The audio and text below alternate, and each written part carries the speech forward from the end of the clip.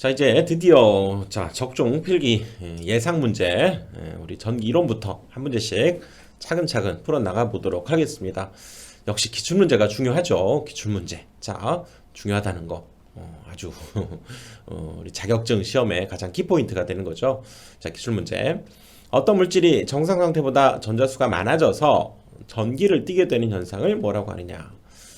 뭡니까? 대전이죠, 대전. 그렇죠? 이렇게 해서 이쪽에 전하가 많아져서 이건 뭐 음의 전하가 많죠. 그래서 이렇게 서로 벌어지는 거 이런 것을 우리가 대전되었다 이렇게 얘기한다고 그랬죠. 대전. 원자의 핵 구성력을 벗어나서 물질 내에서 자유로 이동할 수 있는 것은 뭡니까? 이거였죠. 그렇지? 원자 핵과 전자가 있을 때 이렇게 얘가 지금 맘대로 이렇게 나가고 들어오고 이럴 수 있는 것들이 가장 바깥쪽에 있는 거라고 그랬죠. 가장 바깥쪽에 있는 것들. 자유롭게 왔다 갔다 할 수 있는 것들 자유전자였죠. 자유전자. 정상 상태에서 원자를 설명한 것으로 틀린 것은 원자 이거였죠.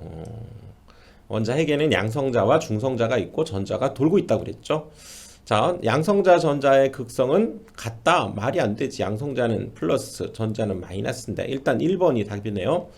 전기적으로 중성이고요. 전체적으로 원자를 이루고 있는 양성자 수는 전자 수와 같고, 그렇죠? 그래서 중성이지.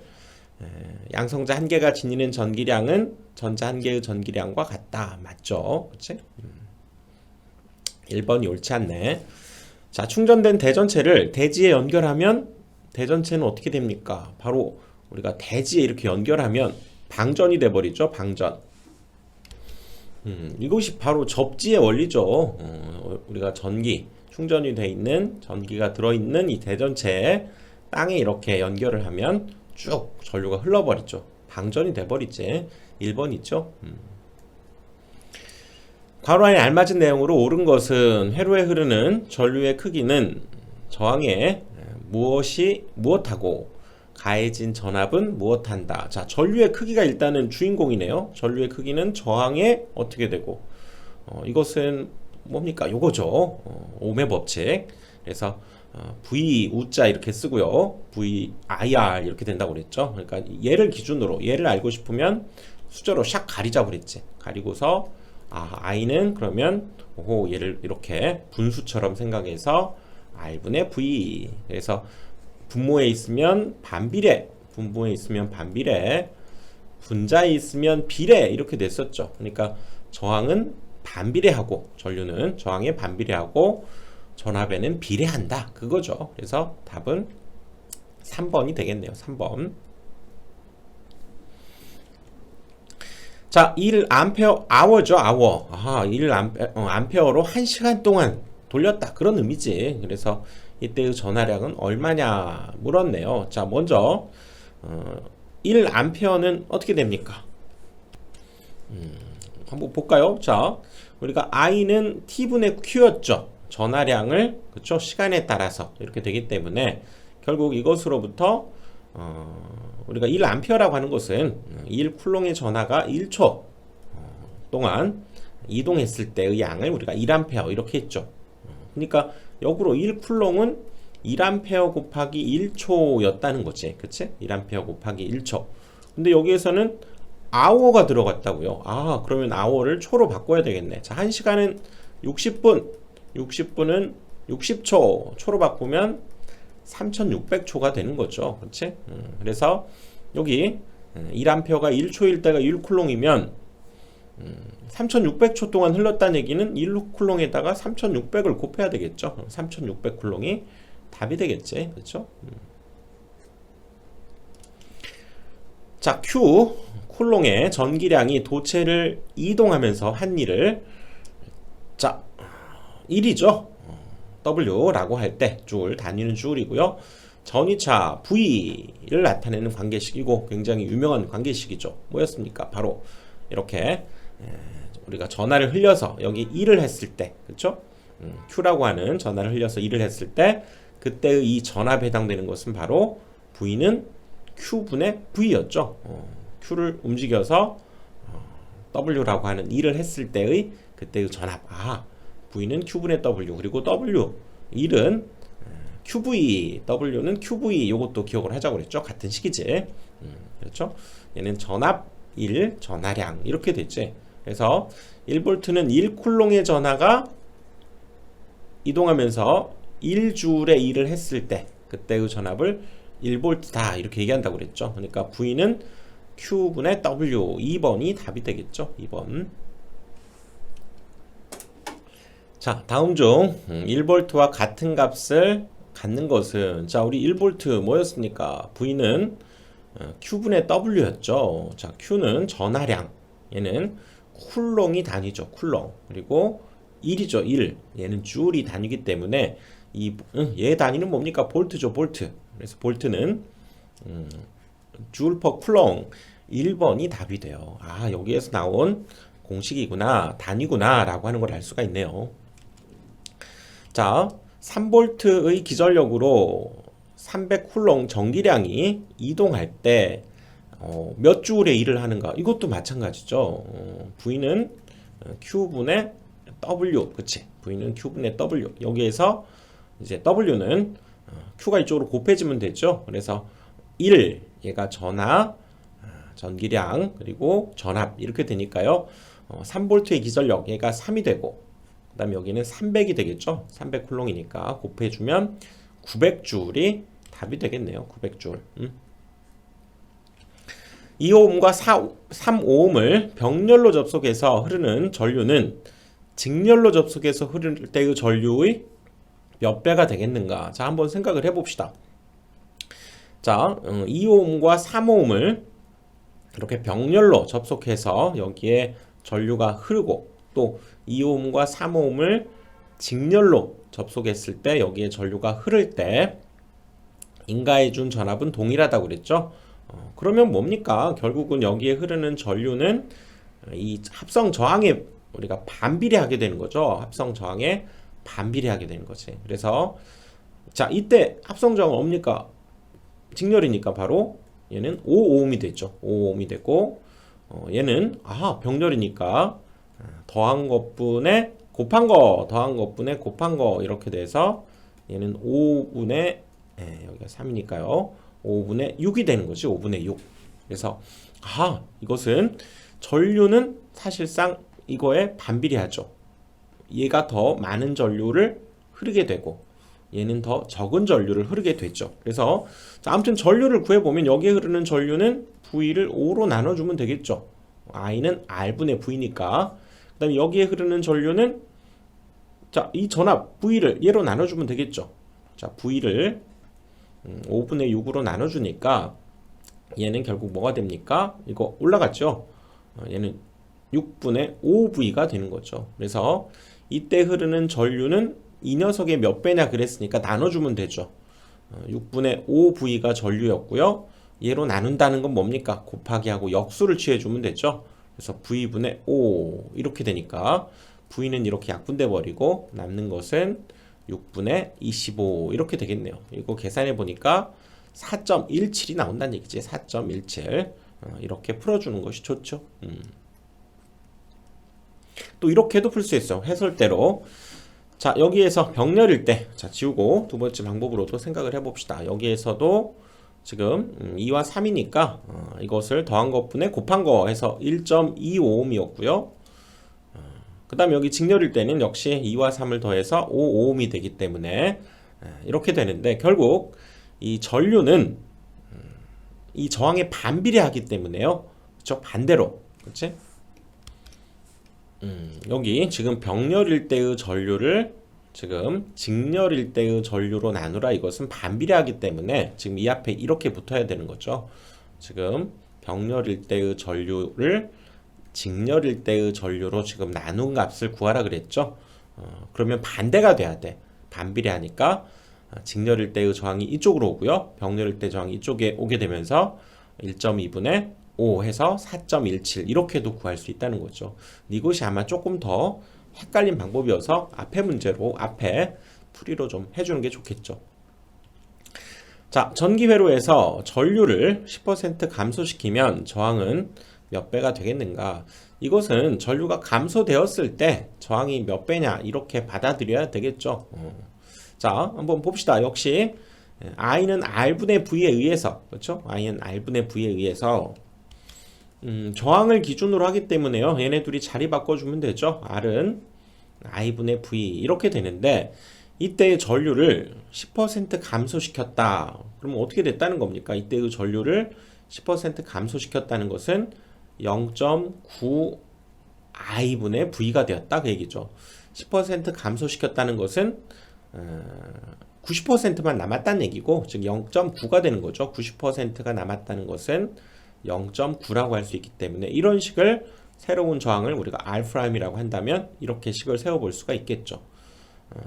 그래서 이건 계산기로 두드려야 돼요. 얘는 0.9분의 1 곱하기 지금 I분의 V, 이 녀석을 지금 R이라고 했기 때문에 이 대신에 R을 이제 집어넣어 보면 0.9분의 1은 계산기로 두들겨 보면 1.11이 나온다는 얘기죠. 1.11. 그래서 이 값은 1.11R이 되면서 1.11배가 된다. 이게 답이 되는 거죠. 전지의 기전력이 1.5, 내부 저항이 0.5, 20개를 직렬로 접속하고 부하 저항을 5ohm을 접속한 경우에 부하에 흐르는 전류가, 자, 이거 그림을 한번 그려보면요, 뭐 이런 상황이 있죠. 자, 이런 상황.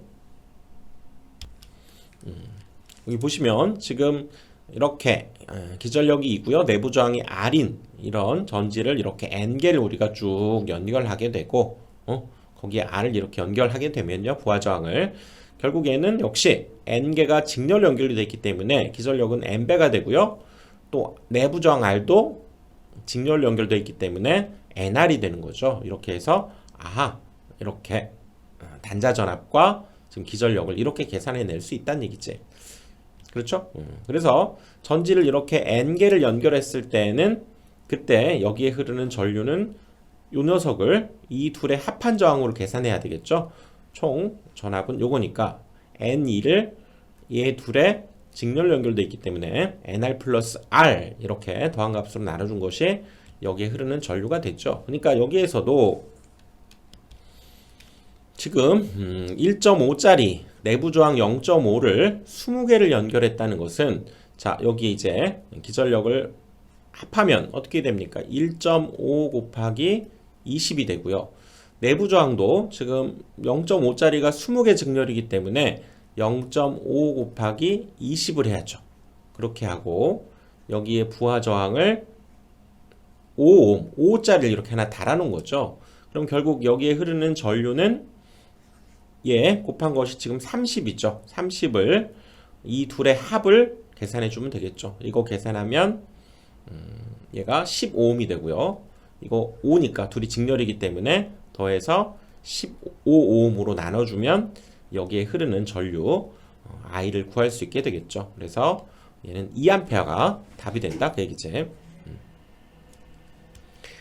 저항 4개를 가지고 얻을 수 있는 최대 합성 저항은 최소 합성 저항의 몇 배가 되는가? 자, 저항 4개를 가지고 얻을 수 있는 최대 합성 저항은 어떻게 연결할 때 바로 최대가 됩니까? 이렇게 직렬로 연결할 때가 최대가 되죠. 하나를 R이라고 한다면 이 전체의 합성 저항은 4R이 되고요. 그 다음에 최소의 합성 저항으로 만들 때에는 이 R자리의 저항을 병렬로 연결하는 경우가 최소의 저항을 만들어냈죠. 왜? 똑같은 저항을 계속 직렬로 할 때마다에는 그 개수만큼 늘어나지만 병렬일 때는 똑같은 저항을 이렇게 계속 병렬로 연결하면 그 개수만큼 나눠준 값이 바로 이거의 합성 저항이 되더라 그 얘기죠. 그렇죠? 그래서 최대 합성 저항 4R 있죠? 최소 합성 저항의 몇 배냐 그러면 원칙적으로는 이 4R을 얘로 나눠야 되죠. 나누기 4분의 R인데, 자, 나누기 어떻게 해야 됩니까? 곱하기 역수를 취해주면 되죠. 곱하기 역수. 그래서 약분하니까 16배의 합성정을 갖는다. 이렇게 답을 해야죠. 자, 이 모의 컨덕턴스 2개를 직렬로 접속해서 3A 전류를 흘리면 여기에서의 전압은 얼마를 공급하면 되겠는가? 자, 이것은 컨덕턴스는 이제 어떻게 보면 저항의 역수다. 이렇게 볼 수 있기 때문에요. 요거를 저항으로 바꿔주는 게 좋겠죠. 컨덕턴스 두 개 헷갈리기 때문에 자, 저항은 그러면 어떻게 계산하면 됩니까? 여기에서 역수인 0.2분의 1로 생각해 주면 되겠죠. 자, 분자 분모에 똑같이 이렇게 10을 곱하는 게 계산하기는 방법이 있죠. 얘는 그러면 2가 되고요. 분자는 10이니까 아하, 저항은 5ohm이었다는 얘기죠. 5ohm. 그래서 이건 저항 5ohm짜리를 두 개를 이렇게 달았다 이렇게 생각하시면 돼요. 5ohm짜리 두 개를 달았기 때문에 합성 저항은 15ohm이 되고요. 거기에 지금 3A를 흘리게 하려고 한다. 이때의 전압은 어떻게 해주면 됩니까? 바로 저항 곱하기 전류 해주면 그때 되죠. 3 곱하기 10이니까 30V를 공급해주면 되겠다 그 얘기지. 자, 권선 저항과 온도 사이의 관계는 어떻게 됩니까? 일반적으로 온도가 올라가면 저항값도 올라가죠. 우리 옛날 백열전구 보면 그쵸? 전력을 공급하면 불이 밝혀지면서도 필라멘트가 뜨거워져서 점점 저항이 더 세진다는 거죠. 그래서 일반적으로 권선의 저항은 온도가 상승함에 따라서 저항도 증가한다. 이것도 기억을 해둬야 돼요. 3번이 되죠. 3번.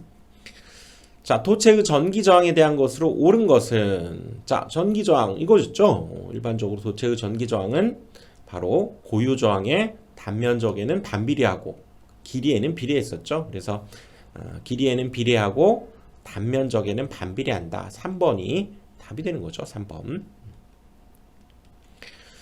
광전도 자기저항 소자는 이건 여러분들 이 문제를 통해서 하나를 알고 가자 그 얘기죠. 광전도 자기저항 소자는 빛과 자장의 강약에 의해서 저항값이 변하는 그런 반도체 소자라는 거예요. 그래서 빛과 광이기 때문에 빛과 자장으로 저항을 변화시킨다. 기억합시다. 4번이 되죠. 자, 1오hm 몇 오hm 센티미터인가? 자, 미터가 얘보다 더 100배 큰 걸 나타내 주는 거죠. 그러니까 1오hm 얘는 100오hm 센티미터다 그래야죠. 우리가 1m는 얼마입니까? 100cm가 되듯이 미터라는 것이 얘보다 100배 더 큰 단위를 나타내 주면 여기에 100을 곱했듯이죠. 마찬가지지. 그래서 답은 1번이 됐죠. 1번. 전선의 길이를 최적을 일정하게 한 후 2배로 늘리면 저항은 처음에 몇 배가 되는가? 이것도 지금 저항 이 공식이죠. 자, 이 공식에 의해서 고유 저항과 단면적에 반비례하고 길이에 비례하기 때문에 한번 가봅시다. 일단 얘는 뭐 긴 원통 이런 원기둥이다 이렇게 생각을 해보시면 좋겠고요. 원래 이렇게 생겼던 것을 이 부피 최적은 일정하게 한 뒤에 2배로 늘렸다는 건 뭡니까? 결국 얘가 2배로 이렇게 늘어나면 단면적은 당연히 줄어들게 되죠. 이렇게 됐죠. 그래서 처음에 면적을 A라고 하고요. 이때의 길이를 L이라고 하고 자, 여기는 2배로 늘렸으니까 이제 2L이 된다고 가정하면 이 면적을 계산해야죠. 그러면 일반적으로 최적 부피는 단면적 곱하기 여기 길이가 되는 거죠. 그러니까 AL이 이 녀석의 최적이고 얘도 부피가 그럼 같다고 했으니까 자, 이 면적이 얼마가 될 거냐? 이 면적을 뭐 x라고 한번 잡아 볼까요? 그러면 얘네 둘이 곱한 값 2xl 이렇게 되면서 l이 약분되고 또 2가 내려가면서 이때의 단면적은 2분의 a가 되네요. 이때의 단면적은 여기가 a가 아니라 얘는 2분의 a가 된다 그 얘기지. 그러면 자, 이제 이 녀석의 저항을 계산해 보면요. 자, 고유 저항 로가 있다고 보고 단면적이 2분의 a가 되고요. 길이가 2l이니까 이걸 계산해 보면 이거 여러분들 이거 분자로 올라가는 거 알죠? 분자로 올라가는 거지. 그래서 4가 돼 버리네요. 그러니까 얘는 로우 a분의 l의 4배가 된다. 이렇게 되죠. 그러니까 원래 이 녀석이 로우 a분의 l이었는데 그거에 4배가 된 거죠. 그래서 답은 4번이다. 이래야죠. 어떤 도체의 길이를 2배로 하고 단면적을 3분의 1로 했대. 거의 같은 문제네요. 자, 가봅시다. 원래 것을 그대로 한번 그려보면요. 자, 요 녀석을 A라고 합시다. 단면적을 길이를 L이라고 했을 때, 자, 어떻게 했냐면 길이도 2배로 하고 단면적은 3분의 1로 했대요. 단면적 작아지고 길이는 이렇게 2배가 되었다. 그 얘기죠. 2L이고 이 단면적은 3분의 1a다. 이렇게 얘기할 수 있죠. 자, 이때의 저항 계산해 보면 얘는 low의 a분의 l이었죠. 이때의 저항을 계산해 보면 같은 도체니까 low 그대로 쓰고요. 얘는 3분의 1a분의 2a 이렇게 되죠. 여러분들 이거 풀 때 분자 분모에 똑같이 이렇게 3을 곱한다 이렇게 생각해도 좋죠. 그러면 이거는 약분돼 버리면서 여기 L인데 자 6만 남게 됐죠. 그래서 얘는 6에 low a분의 L이 되니까 이 값에 비해서 몇 배? 6배가 된다는 걸 알 수가 있다 그 얘기죠. 6배. 자, 15옴의 저항 5개를 접속해서 얻을 수 있는 가장 작은 저항. 이거 앞에서 다뤄본 거긴 하지만 자주 나오니까요. 어떤 때 이 5개를 연결해서 가장 작은 저항을 만들 수 있습니까? 직렬입니까? 병렬입니까? 바로 병렬이죠, 병렬. 이렇게 15옴짜리를 병렬로 이렇게 쭉 연결하는 것이 가장 작은 저항이 되고 10을 그 개수만큼, 병렬로 한 개수만큼으로 작아진다 그 얘기지. 5로 나눠야죠. 그래서 얘는 2옴이 답이 되는 거죠. 2옴. 옴의 법칙에 대한 설명으로 옳은 것은 자, 옴의 법칙 요거였죠. 우자 이렇게 짜장면 그릇 우자 이렇게 쓰듯이 하고요. VIR 제가 짜장면을 잘 먹으러 가서 VIP가 아니라 VIR 이거였죠. 그래서 일단 전압을 기준으로 했네요. 자, 전압을 기준으로 하면 얘를 싹 가리고 그럼 얘네들이 곱해주면 되는 거죠. 그래서 V는 IR이니까 전류에도 저항에도 비례한다. 이래야죠. 그러니까 전류와 저항의 곱에 비례한다. 4번이 답이 되는 거죠. 4번. 전선에서 1m, 길이 1m, 단면적이 1제곱미터 기준으로 고유 저항을 어떻게 나타내는가? 1제곱밀리미터죠. 1제곱밀리미터. 그래서 이거는 뭐 여러분들 공식 기억해둬야죠. 1제곱밀리미터이기 때문에 옴, 그러니까 우리가 저항 R이라고 하는 것이 low에 그렇죠? A분의 L 이렇게 나타냈었죠. 고유 저항을 그러니까 구하라, low를 구하라 그러면 이 R 값에다가 얘가 역수로 가기 때문에 L분의 A가 되면서 이의 단위는 옴이죠. 저항은. 그리고 단면적을 밀리미터로 했으니까요. 여기 A가 밀리미터, 얘는 밀리미터의 제곱 이렇게 된 거지. 그리고 길이는 미터.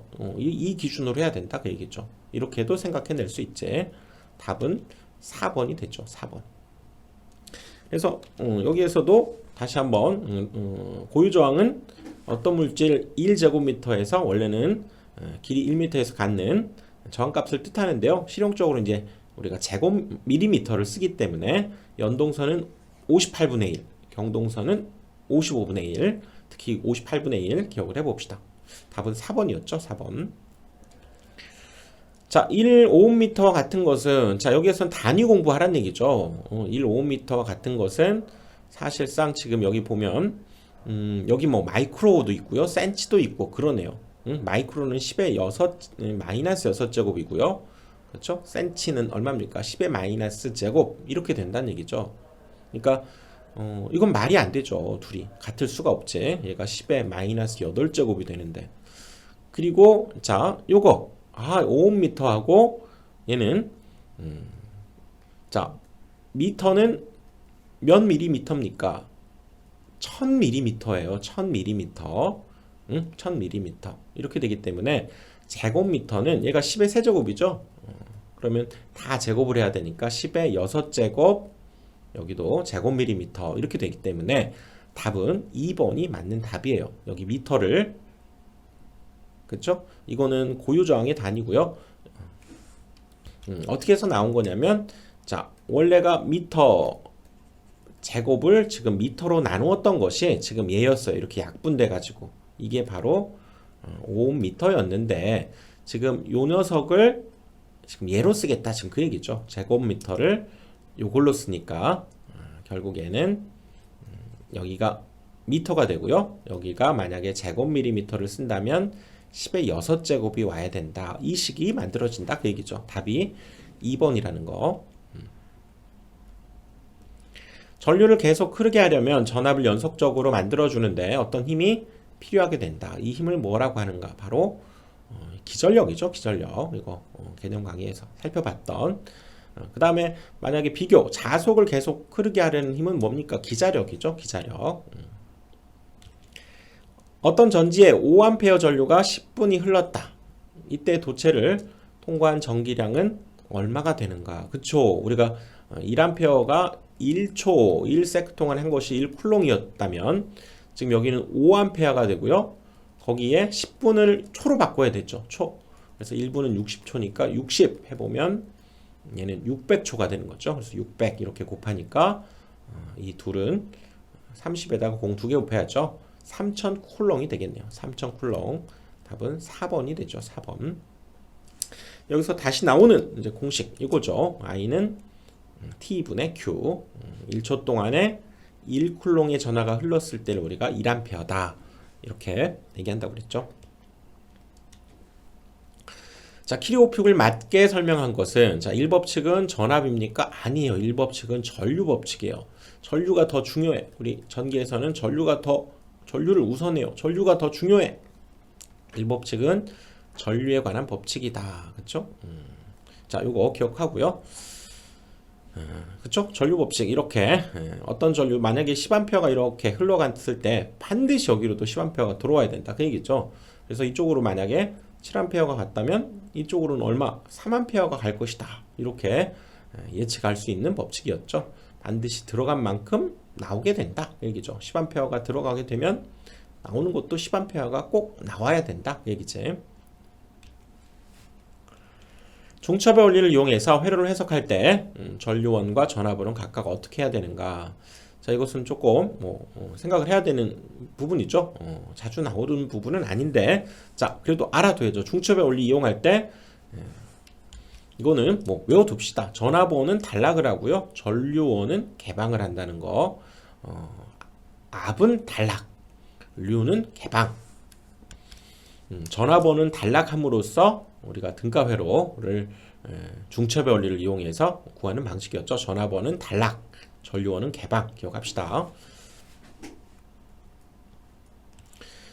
자, 1, 2에 들어갈 내용이 뭔가? 자, 배율기는 무엇의 측정 범위를 넓히기 위한 목적으로 사용하는 것인가? 또 회로에 어떻게 접속하는 저항기인가? 그랬죠. 여기에서는 자, 배율기 한번 살펴보면요.